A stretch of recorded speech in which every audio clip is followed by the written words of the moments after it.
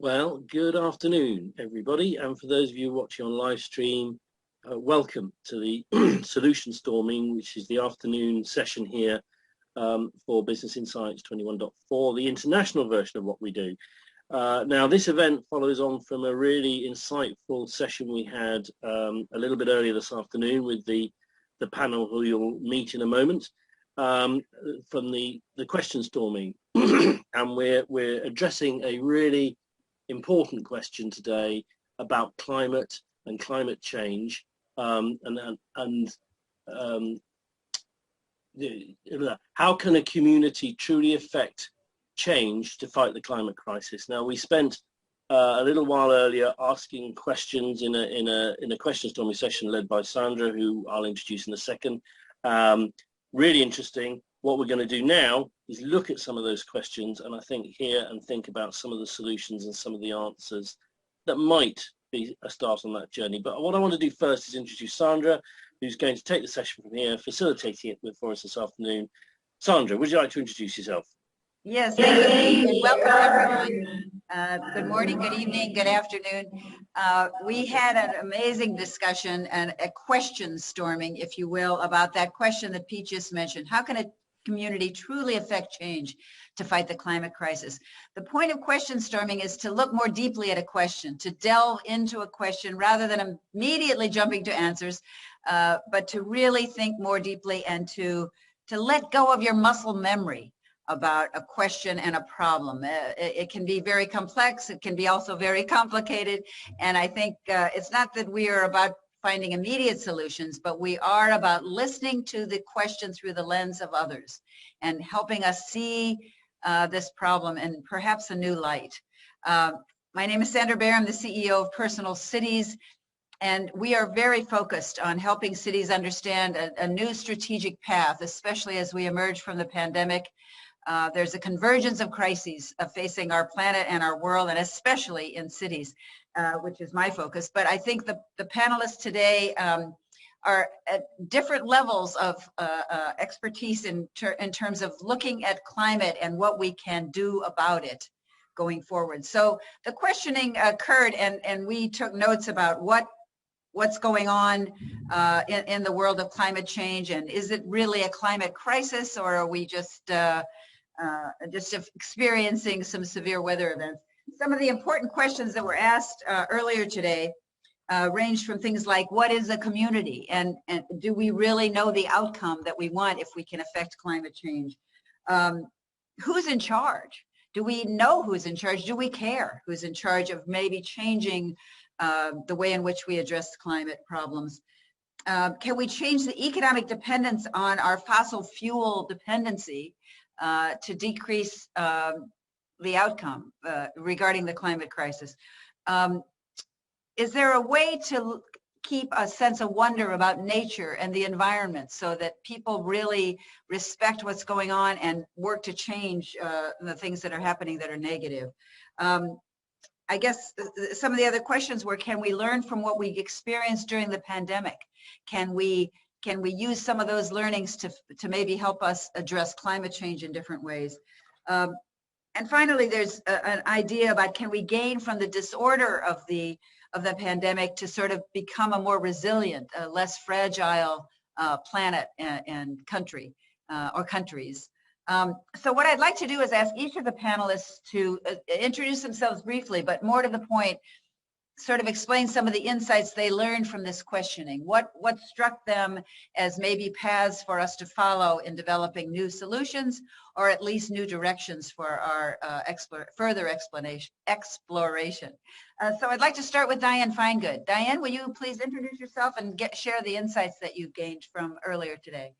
Thanks, Sandra. So Diane Finegood, I'm calling in from Vancouver, British Columbia in Canada.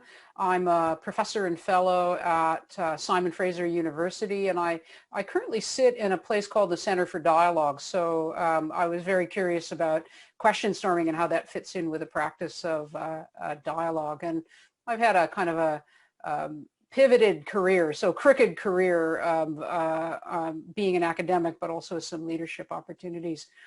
As I mentioned to the panel earlier, my passion is around helping people understand that complex is not the same as complicated, and that complex problems are unpredictable, self-organizing, and emergent, whereas complex problems are predictable, controllable, and designable. So the first kind of lesson learned in listening to the question is that we as a community, and I think this is always true, are all over the map about whether you can predict and control and design to get ourselves out of the crisis that we're in, or whether we've learned how to build on the notion that climate change is unpredictable, to some extent, uncontrollable, or self-organizing and emergent.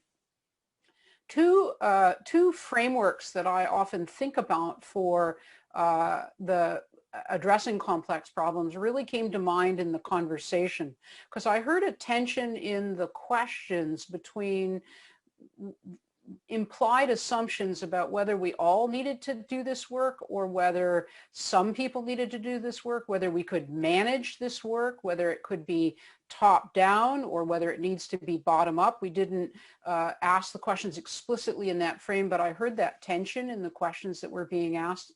So one frame that comes to mind for me is the idea that in complexity, you can't just let things happen.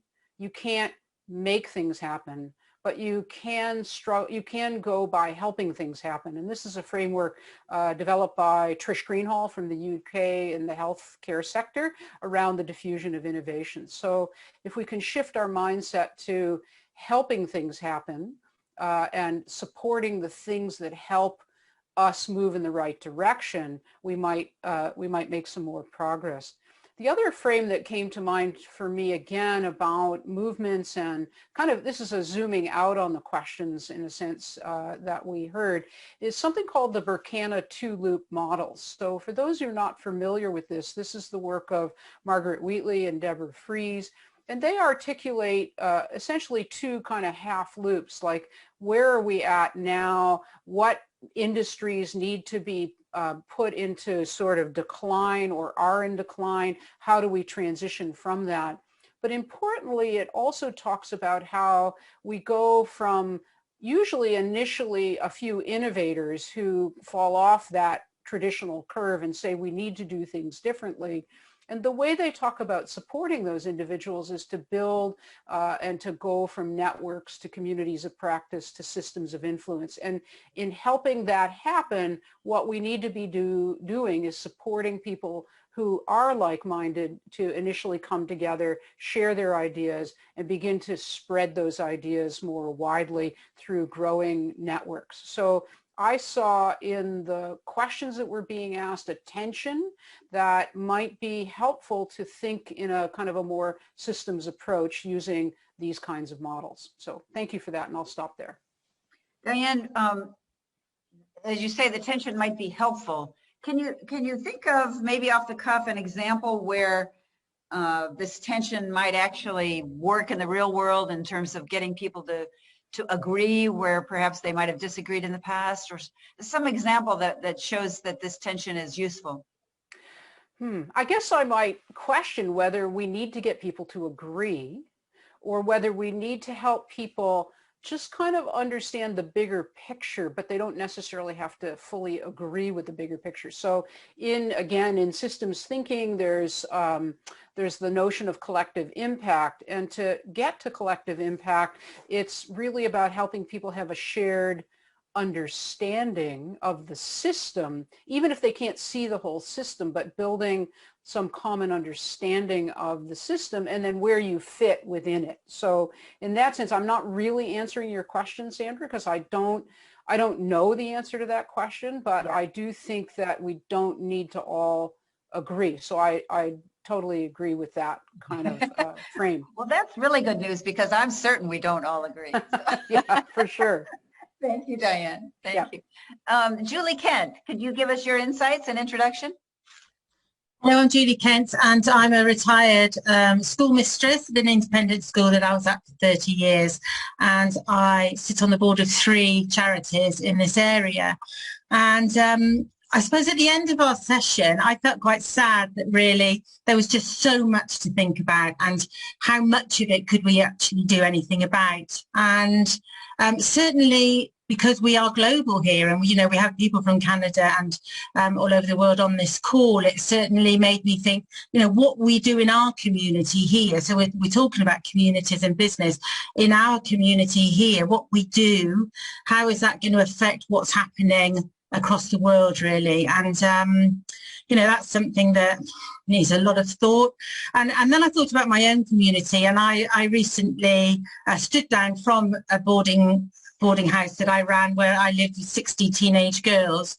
And in the past, in the last few years, I banned plastic bags, plastic bottles, got them all to use the soap, shampoos and everything. We got a composter, you know, we did.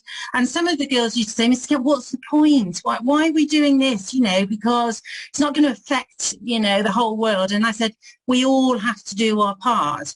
And I do think as well, and when we went off the call, we were talking about young people and how aware they are. And I do think that the younger generation are aware. They do talk about it in education. Education is teaching right from the age of 4 or 5, you know, about the environment and how we can look after it. And I hope the people who have got children on this call agree that your children come home and do talk about it. But you know, that's quite a long way off that they're going to be in the positions where they might be able to do something in the businesses that they're involved in, or whether they become politicians or whatever. So there is a big gap between us now, who hopefully can do something, and how many years it's going to take for them to come through. So yeah, an awful lot to think about. Really interesting session. Thanks for everyone on the call. And you know, we want to dash out and do something large, don't we? But if we all do something at all, then that's got to be good.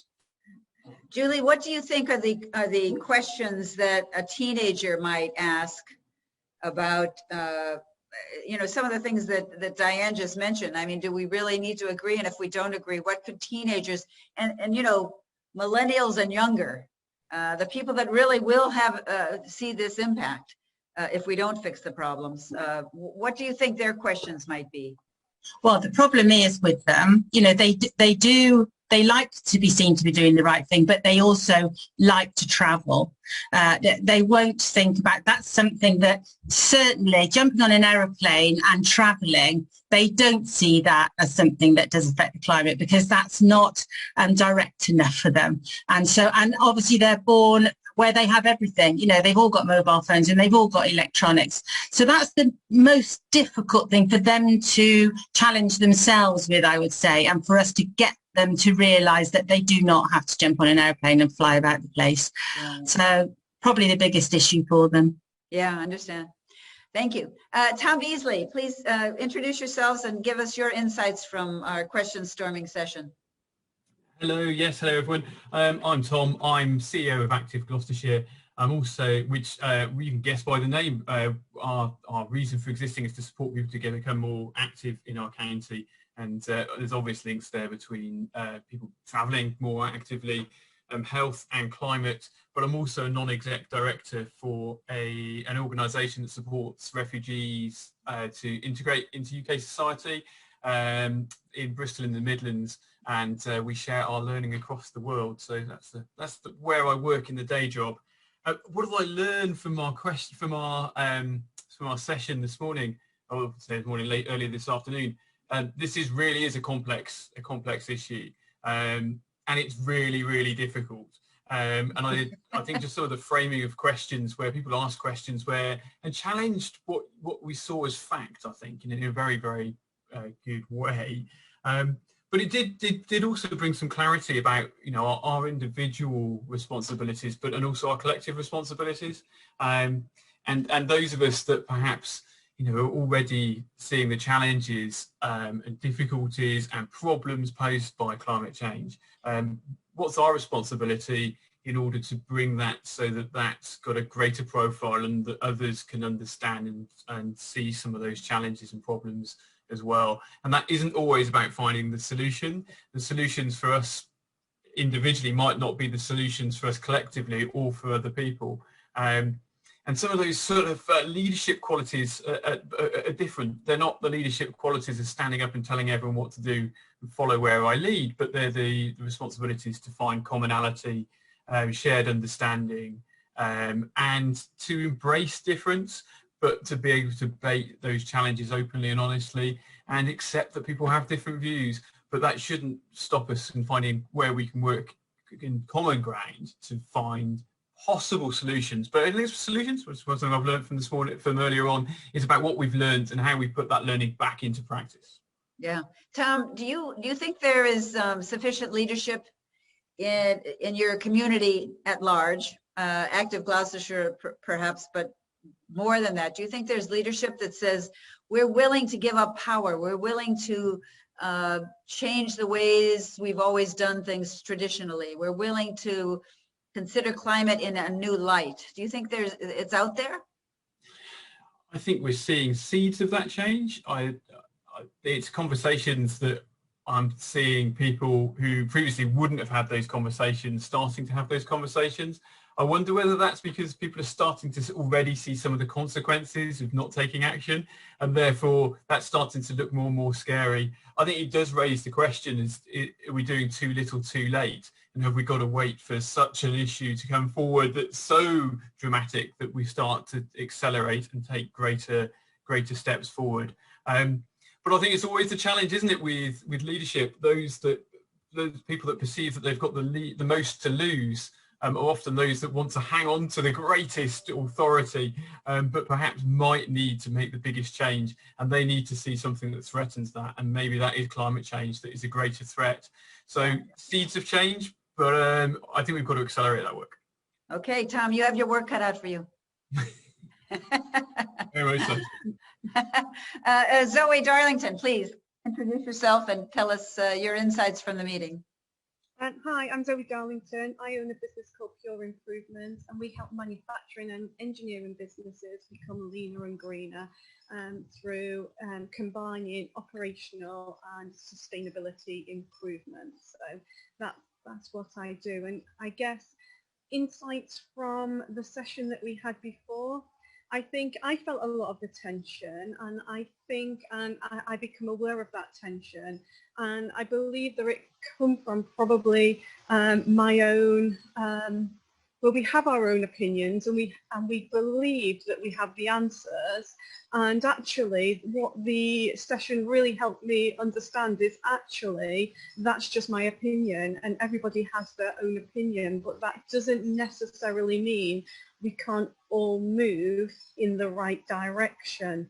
And it got me thinking along those lines, like how do we make little nudges in the right direction? Everybody doesn't have to be doing the exact same thing, but if people just start to move and then eventually, you know, start to just give it that little nudge in the right direction, and eventually, you know, we'll get somewhere. And I actually left feeling quite positive in that respect, because for a long time I think I've been kind of confined by my own limiting beliefs, really, by thinking like we have to do it this way and we have to do it that way, and there's no way in the world that everybody's going to agree with that. So I actually found it, yeah, a bit more positive walking away. That's great. I love your insight that we all believe we have the answers. Yeah. Especially if we have some level of expertise or professionalism about a topic. I mean, I'm very quick to jump to answers and tell people what to do and how to do it. So I think it's I hope revealing that, you know, hearing the ideas of other people, especially from other parts of the world. And unfortunately, we didn't have folks from other continents, China and Africa and the Middle East. But I think, you know, they see this issue very differently. And even amongst us, some of us in the same part of the world or all in developing countries, we, you know, we have a set of beliefs that is based on, you know, how we were raised, how we were taught, and, you know, what's going on in our world. So thank you, Zoe. David, what's your thought? Hi there. Yeah. So my name's David Trevelyan. I run a few companies around sustainability. My main one is SustainU sustainability consultancy with a steer towards technology. I also run a company called Rural Technologies, which is a rural research and development company looking at the future challenges for the rural economy around meeting climate change, decarbonisation, the move away from dependency on cars and those kind of things. And it's quite an interesting area. Rural environments are frequently seen as sort of being sorted because they're sort of trees and things like that. And the reality is that they have the same levels of deprivation, isolation, all of those things as cities do, but there isn't the money.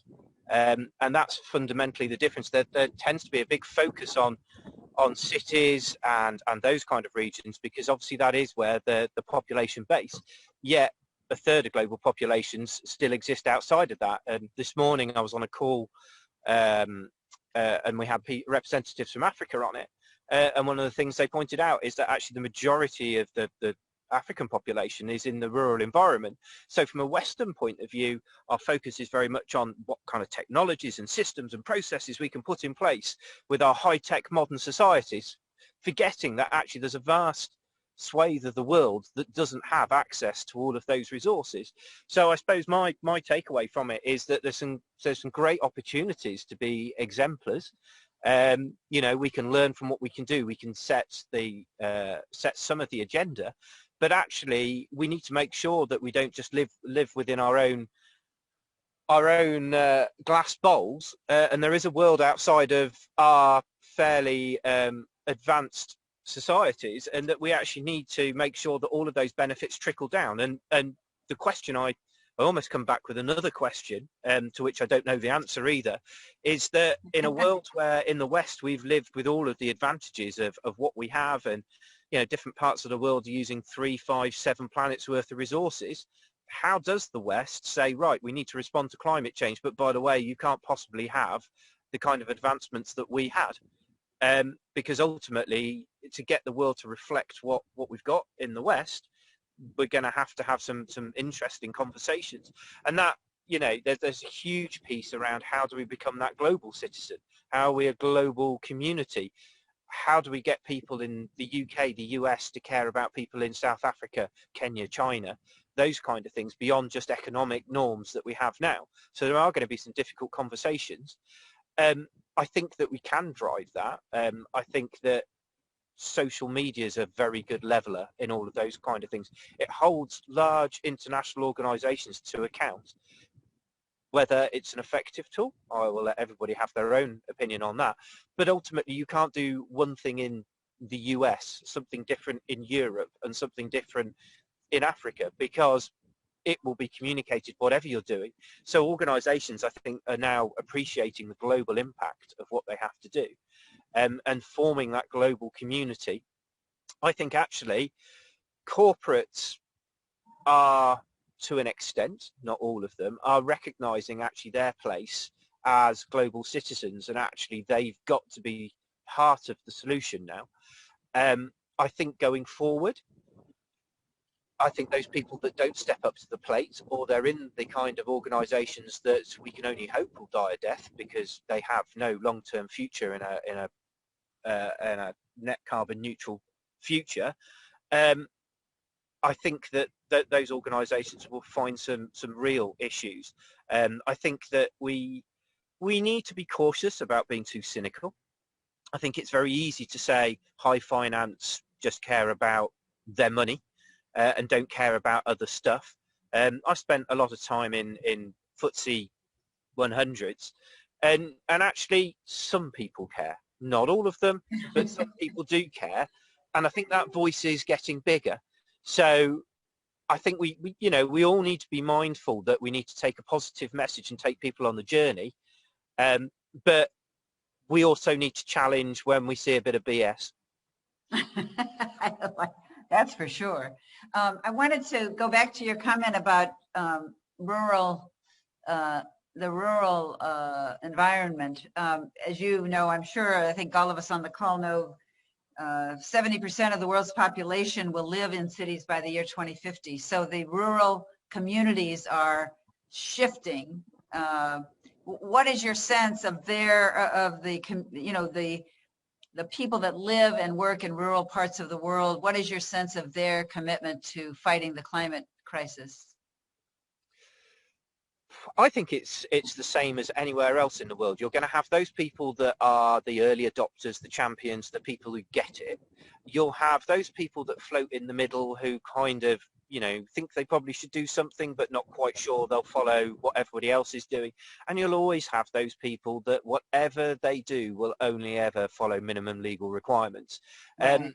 And I don't think the rural environment's any different. I think the only thing we have to be careful of is that our focus is too much on the how can technology fix this or consumerism changes fix that, and not forget about the natural world and the fact the natural world actually does still have to feed us. We still have to maintain habitats and things like that. A simple answer to it, they're the same as everybody else, but we need to engage with them on what they understand. Yeah, good point. Lucy Rees, please introduce yourself and give us your insights from QuestionStorming. Hi, my name is Lucy Rees and I'm an Environmental Policy and Climate Change Officer for South Gloucestershire Council. And I found the QuestionStorming session absolutely fascinating. And one of the things that I really noticed about the questions is there was, you know, there's a lot of focus in the questions on individual action, and it really made me wonder if that's, you know, is quite a kind of Western cultural perspective, and it made me wonder what is the potential for collective action, you know, how we come together in communities as businesses, and charities, residents, everyone. How do we move together towards collective action on this issue? I think also some of the questions made me particularly think about, you know, the economy and, you know, how we kind of move on from some of the classic emphasis that with this idea that we're somehow stuck, and how we can kind of really build on the share economy, so sharing skills, sharing resources, sharing wealth, yeah, it just really made me think so much more about how our communities are going to change as, you know, mass migration from other countries will occur with increasing frequency, and how we need to think about being prepared to welcome climate migrants who will come into communities around the world. And I think the thing that I found really interesting, as well as I realised I really reacted to one of the questions, which was, is this a crisis? And I thought, yes, of course it is a crisis. But then I thought, is that how I'm framing it? And, you know, should this be considered to be an opportunity to transform society, to be able to, you know, for us to create the societies that deliver us greater benefits than we have now? So design out air pollution, for example, being one example. Yeah, that's it. That's my thought. Oh, thank you so much. I love your ideas about, you know, new collective action. You've certainly got my vote. I mean, I think maybe there's, what is your sense of sort of new collaborations that might form with business or with, you know, with individual nonprofits? I mean, do you see that as a possibility, Lucy? Yeah, absolutely. I think, you know, because of the kind of globalized nature of society, there's so much going on that is, you know, spread out around the world, but actually when we look on our doorstep, we don't necessarily see the connections going on around us. And so I'm talking about things like industrial symbiosis, but that can happen on a much more local scale, a much more local sharing of resources. And, you know, businesses and communities, there's lots of fantastic examples of where businesses and communities are working together, but just seeing that increasingly happening, you know, that to me is, I think, how things can change. Yeah, well, I think there's lots of opportunity ahead. It's important for us, especially, you know, us and the listeners to this call, to be positive about it. And speaking of being positive, Ian, please tell us what your insights were. Thank you. I always try to be positive. So I'm Ian McQuone. I'm the founder of Go Climate Positive, and I help businesses to play their part in tackling the climate emergency. Fascinating discussion, or fascinating questioning session this morning. I think there's three key things I drew out of it. First is that I think we have a tendency to jump to the conclusion that we can educate our way out of this problem, and that people don't quite understand what the issues are, and if we educate everybody, then they'll solve the problems. All the recent polls that I've seen suggest that most people well understand the problems. They don't need educating. The issue is that they don't feel, they feel powerless to do anything about it.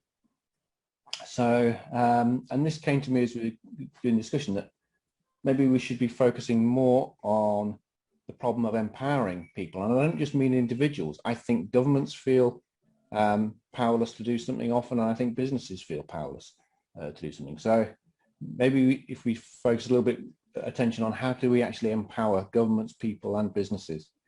And I think that might be related to something that Caroline said about fear of change. And, you know, we're probably very familiar with the bias of loss aversion. I think that's a very powerful issue here at the motor, and I think that's probably all tangled up with that.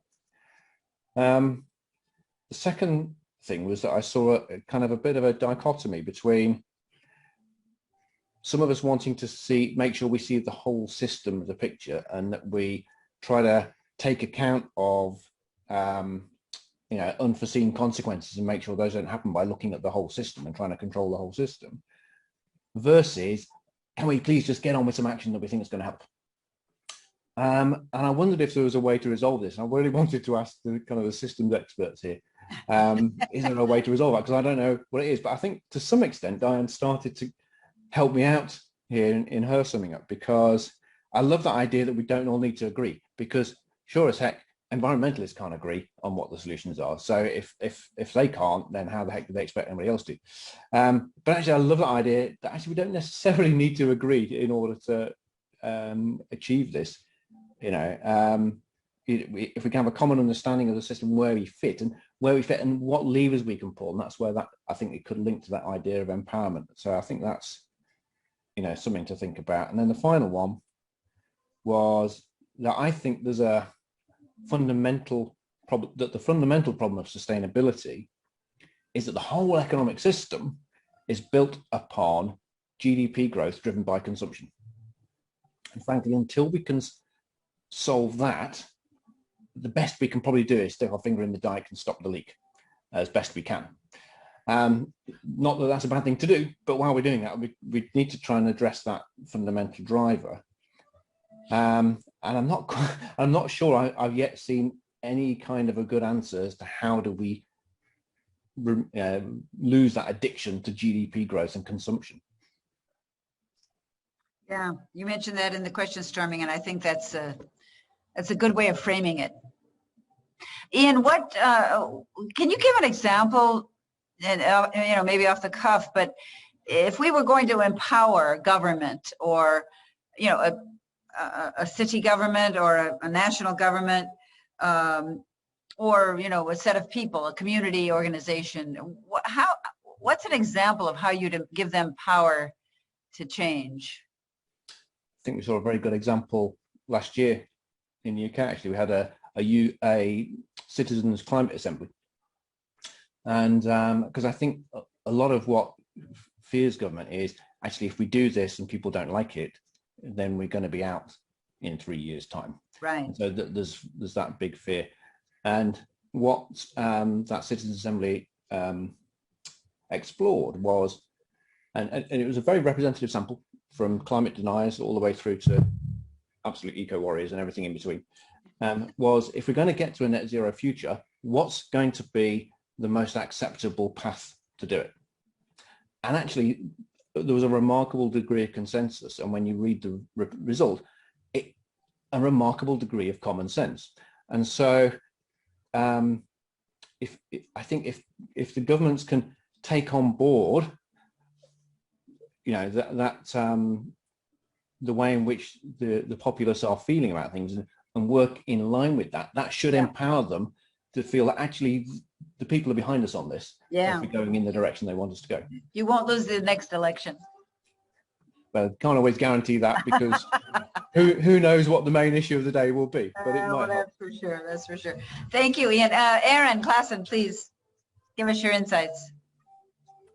Hello, I'm Erin Klassen, and I'm here in central Canada in a province called Saskatchewan. And I'm a design strategist and a communications advisor who has worked on the climate file, if you want to call it that, for a few decades. And I've had the privilege to work internationally in countries like India and Jamaica, Australia, and my home country of Canada. So I found the question storming session, again, completely fascinating, and I was surprised at how fast my mind was churning.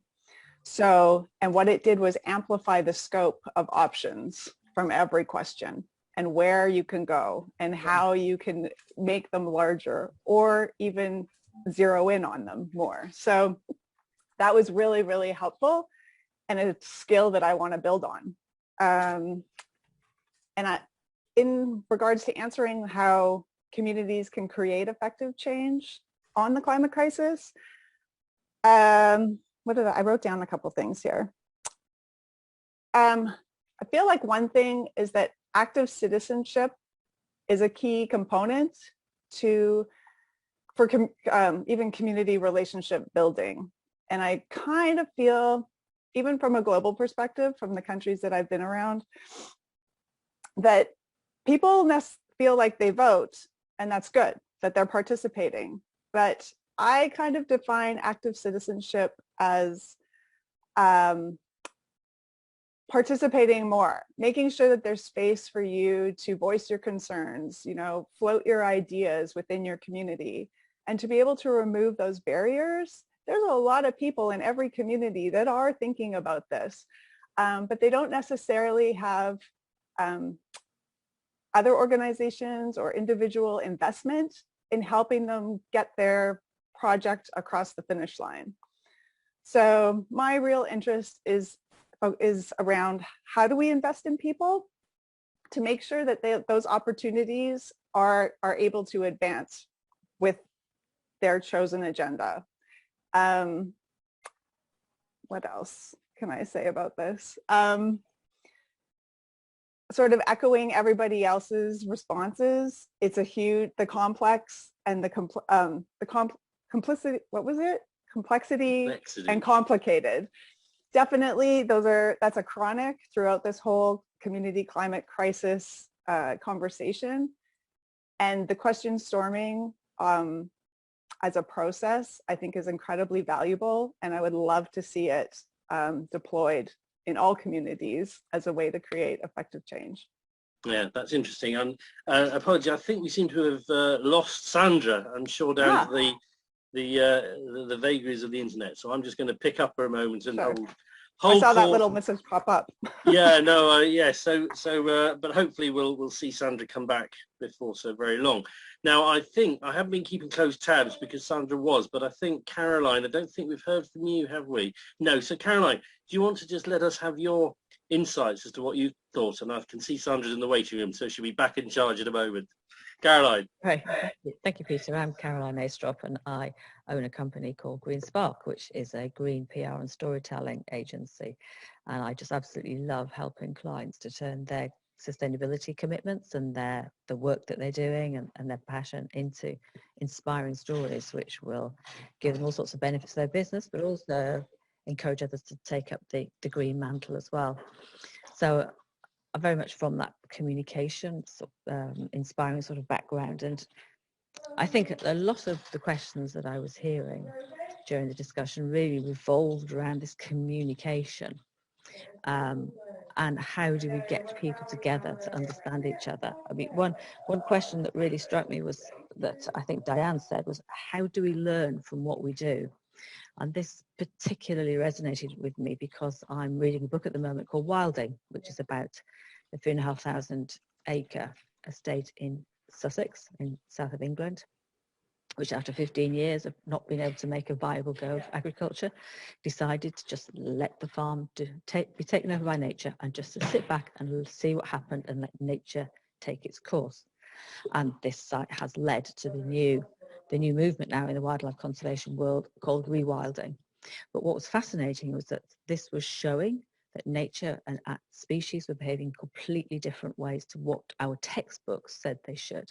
But what was striking was that the agencies, the very government agencies and the charities that were about protecting our wildlife and our natural environment weren't learning from this. They were still doing things the way that they had always done them, that they thought that was how you did them, the perceived wisdom, and they were not learning from the example that was in front of their eyes. And I think for me that is a really key point, because so many times I've heard people say, well, we've been through this before, you know, we're making the mistakes, we've made these mistakes before, why don't we learn? And if we don't have a way of being open and being able to embrace new evidence of how things should be, and look at the monitoring and the evidence of, well, we tried this and what happened, and therefore we can learn from this and do things better. If we don't do that, then we are going to keep making the same mistakes. And when it comes to the environment, that's not a good plan, because we haven't got that long, as the IPCC told us. So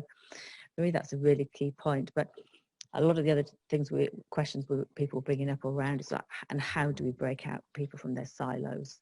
How do we get communities on one side of the world to really sort of start caring about people on the other side of the world? Because, you know, at an intellectual level, we may see the pictures of communities in other parts of the world suffering the effects and think, oh, that's terrible, but it doesn't actually really emotionally move us to really want to do something to stop that from happening. So for me, there's a lot of debate around how we break down silos, how we get people to put away their perceived wisdoms and their prejudices, let's face it, you know, and get them talking to each other and get them working together. And that includes the groups like businesses and government and the public, you know, the public in their neighborhoods and their communities. You know, how do we get those people to sit together and have constructive conversations where they will actually hear each other?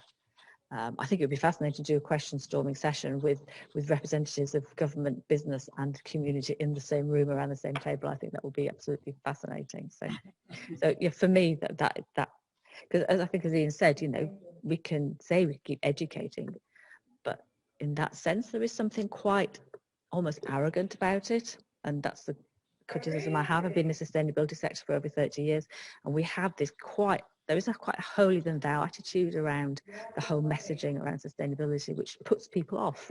It just stops them listening and stops them wanting to play their part. So yeah, I think those for me are key points for actually tackling and reversing the problems that we have at the moment.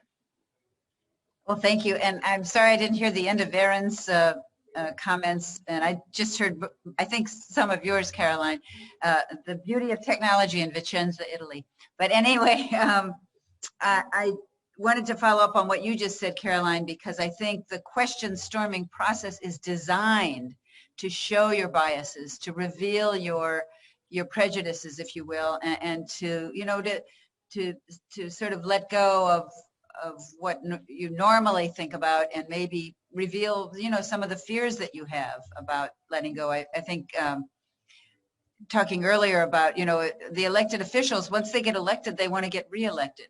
So how does that impact their decisions and their willingness to change the way things have always been done? I think especially in the UK, I've spent some time across your country, and I think that, you know, there's tradition bound. This is the way we do it. This is the way we've always done it. And do you think, Caroline, this is a good time for some maybe rethinking about some of the institutions that were probably created in the 1930s and 40s that serve our world today? Any thought on your part that we could change that? I think now is the best time to do it. If we can't do it now, then I'm not quite sure when. As I mentioned, I've been working in this sector over 30 years, from when very few people were listening, and we were just thought to be weird tree huggers. You basically, it's sort of, you didn't have any street cred at all. And now I can't get quite used to the fact that I have got street cred when I tell people I work in sustainability. But particularly the past 18 months, 2 years, and the pandemic has certainly really accelerated it, but I think it was happening beforehand. Here in Britain, we had David Attenborough's programme, the Blue Planet 2 effect, as it's called, which really made people wake up to the single-use plastic problem in particular. And for me, that almost, I mean, I think Britain should have a day of mourning when David Attenborough dies, because he seems to be the one man that everybody in the country actually trusts and listens to.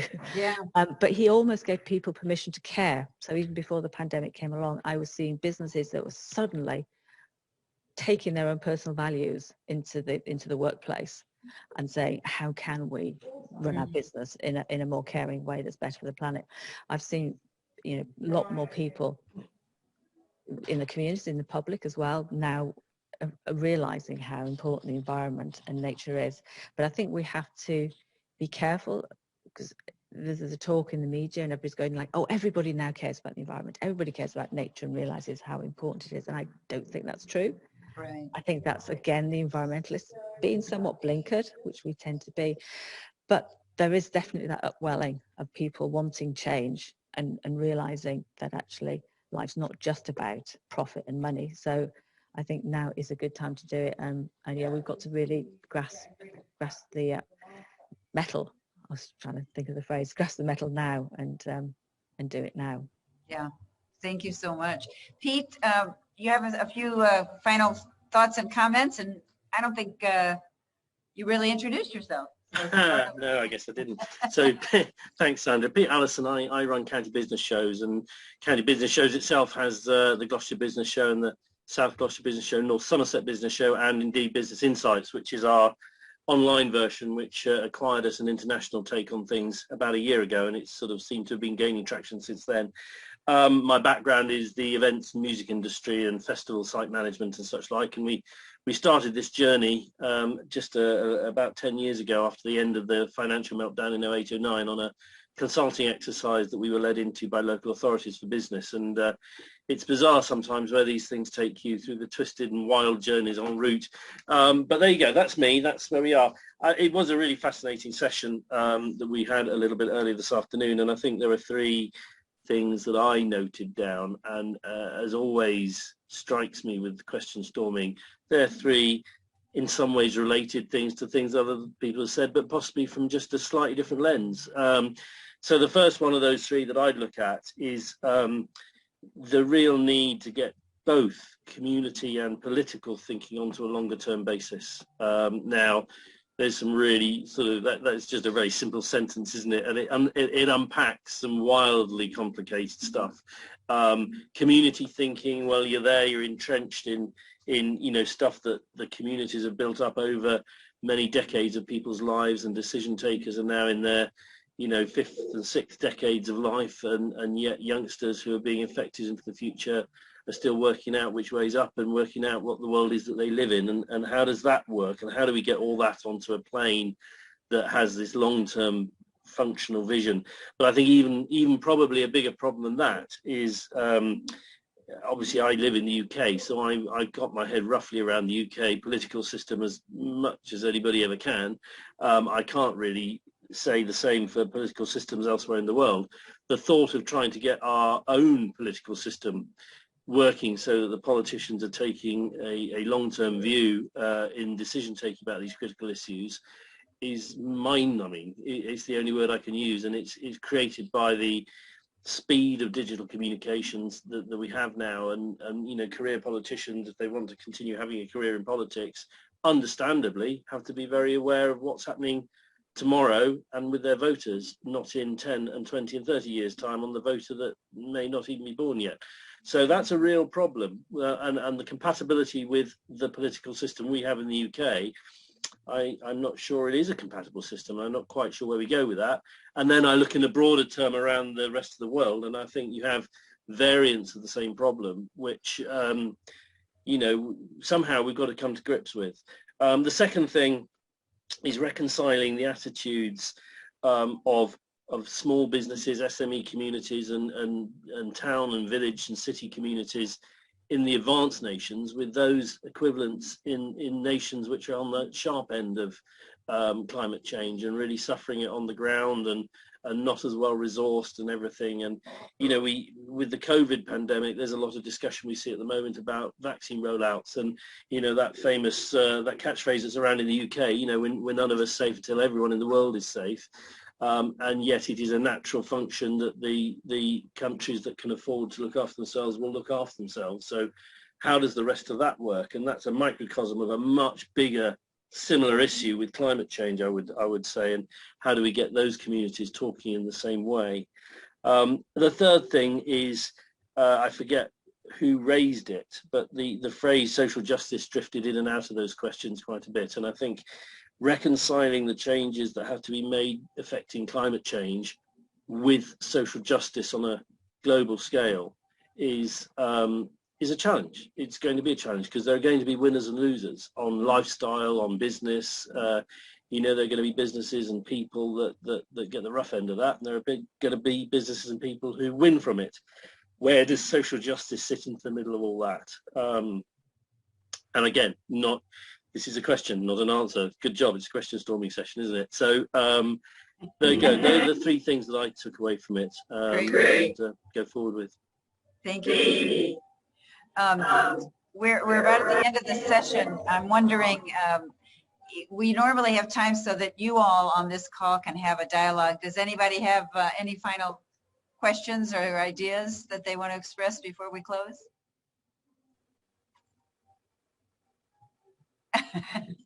We're questioned out.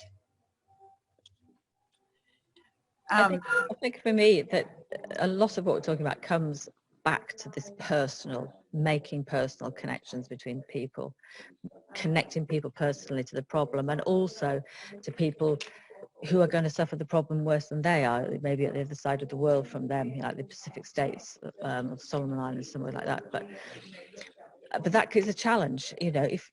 Although we have social media, which can connect people in different parts of the world, but we're actually talking about strangers getting together, making personal connections between strangers, and that I think is quite a challenge. And I feel until we really tackle that, then we're not going to really motivate people to take a much more global view of this. And you know, the mantra in the environmental world has always been think global, act local.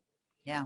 And people act local, but I don't think that thinking globally has hit us yet, because we're a species that is just evolved and designed to just react to the immediate moment. You know, there's a saber-toothed tiger coming around the corner that's going to try and eat us. You know, and that's the. So yeah, I suppose that's sort of a question, really. How do we get around that? How can we use technology like social media to actually make that happen, or are we just going to have to really try and actively make connections between people? You know, like for example the twinning idea, where you know a community in this country can have a connection with a community in Africa or another part of the world. You know, maybe we need more. Every village needs to connect up with another one, another part of the world, to sort of hear their experiences firsthand. Right. Zoe, did you have a comment? You're on mute, Zoe.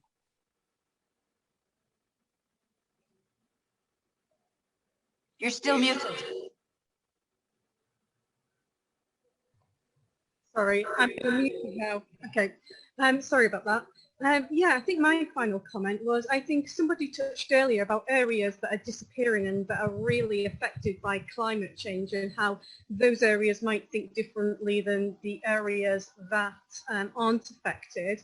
But funnily enough, I live in a town called Tewkesbury. Some of you from Gloucestershire will be well aware of this town, and it floods heavily. We've got two rivers that flow through it, and it's one of the most flooded towns in the UK.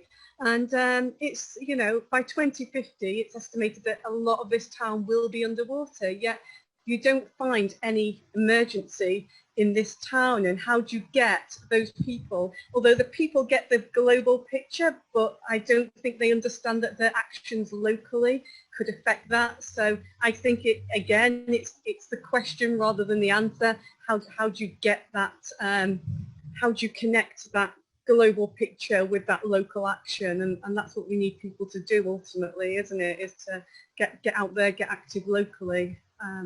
So yeah, it's a question. Yeah, well, thank you. That's actually a great question to end with. I think I'd like to leave this session with a quote from Buckminster Fuller. He says, "You never change things by fighting the existing reality. To really change, you have to create a new model.